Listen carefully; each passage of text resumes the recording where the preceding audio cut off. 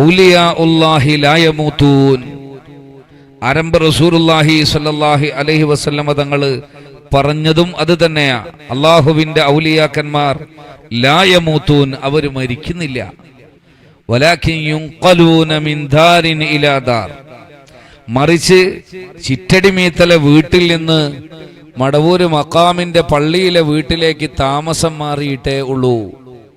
ആരംഭ റസൂലുള്ളാഹി സ്വല്ലല്ലാഹു അലൈഹി വസല്ലമ തങ്ങൾ അങ്ങനെയാ പഠിപ്പിച്ചത്.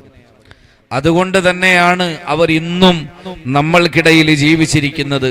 അതല്ലെങ്കിൽ ഇന്നലകളിൽ നമ്മൾക്കിടയിൽ ജീവിച്ചവരെ പോലെ അവരെ നമ്മൾ സ്മരിക്കുന്നത് ആ ഒരു കാരണം കൊണ്ടാ. അവര് അള്ളാഹുവിന്റെ ഔലിയാക്കന്മാരിൽപ്പെട്ട ആളായിരുന്നു, സ്വാലിഹീങ്ങളിൽപ്പെട്ട ആളായിരുന്നു.